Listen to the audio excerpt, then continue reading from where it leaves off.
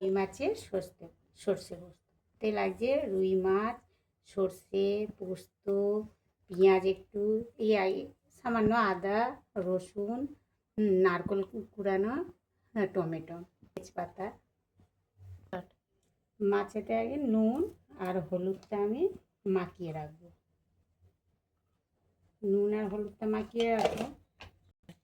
এই যে মাখিয়ে রেখে দিলাম। এবারে আমি কী করবো, সর্ষে আর পোস্তটা বেটে নেবো। সব বেটে নিয়ে চলে এলাম। রসুন পেঁয়াজ বেটে নিয়ে এসেছি। আর এটা সর্ষে আর পোস্ত, এটা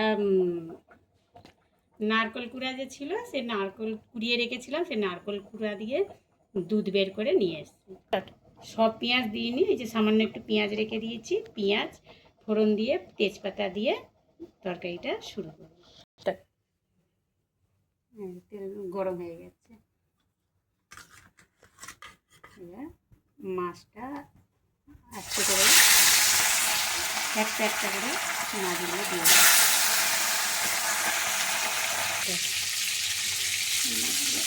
এই যে হালকা হালকা লাল হয়ে গেছে না, এরকম করে মাছ ভেজে নিতে হবে হালকা হালকা।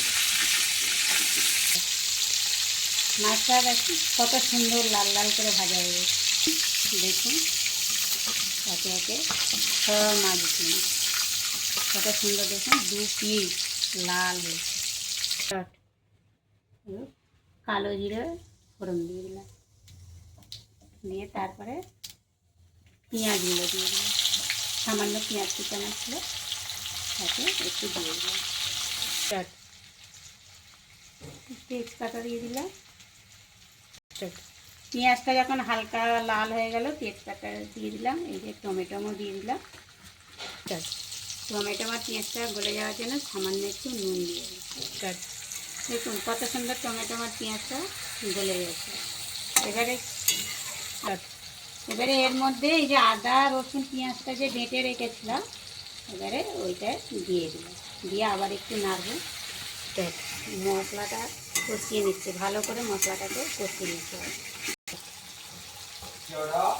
হলুদ গুঁড়ো দিয়ে দিলাম, লঙ্কা গুঁড়ো সামান্য, যেরকম যে ঝাল খায় সেরকমই দেওয়া হবে। জিরে গুঁড়ো, ধনে গুঁড়ো একটু দিয়ে দিলাম। এবার একটু নেড়ে দিচ্ছি। এরকম যখন তেলটা ছেড়ে যাবে, যখন একটু তেলটা ছেড়ে যাবে মশলার থেকে, মশলার গা থেকে তেলটা ছেড়ে যাচ্ছে, এই যে যখন দেখবেন মশলা থেকে তেলটা ছেড়ে যাচ্ছে তখন গ্যাসটা হালকা মিডিয়াম ফ্লেমে করে রেখে দেবেন। তাতে কী হয়, তেলটা ছাড়তে ভালো, এই মশলাটা কষতে ভালো হয়। দেখো বন্ধুরা কত সুন্দর মশলাটা তেল ছেড়ে কষানো হয়ে গেছে। এবারে কী করব, আমি যে পোস্ত আর সর্ষেটা বেটে রেখেছিলাম ওইটা দিয়ে দেব। এই যে নারকেল যে পেস্ট করে রেখেছিলাম সেই দুধটাও, নারকেল দুধ বলি আমরা, ওইটাও দিয়ে দেব। এবারে এগুলোকে একটু নেড়ে দেবে, ভালো করে নেড়ে। দেখুন কত সুন্দর একটা কালার আছে। এই যে মশলা যে করেছিলাম সে বাটি ধুয়ে সামান্য একটু জল দিয়ে দিলাম, কেননা এগুলো তো মাছ দেওয়া হবে, মাছ দিয়ে তো একটু ফুটবে, সেই জন্যে একটু জল দিয়ে দিলাম। হালকা হালকা মানে মাখা মাখা থাকবে, ঝোল থাকবে, খেতেও ভাল লাগবে। এ তো মাছের ঝোল না যে অনেক ঝোল থাকবে। এই যে তরকারিটা ফুট ধরছে, যখন টকবক করে ফুটে যাবে তখন মাছগুলো দিয়ে দিতে হবে। যারা হালকা মিষ্টি খেতে চান একটু হালকা দেবেন, স্বাদের জন্যে। আমরা একটু চিনি দিই, কেননা আমাদের একটু স্বাদ দেওয়ার জন্য একটু হালকা মিষ্টি মিষ্টি ঝাল ঝাল তরকারি আমাদের ভালো লাগে। দেখুন কি সুন্দর তরকারিটা ফুটে গেছে। এবারে আমি আস্তে আস্তে মাছগুলো দিয়ে দিলাম।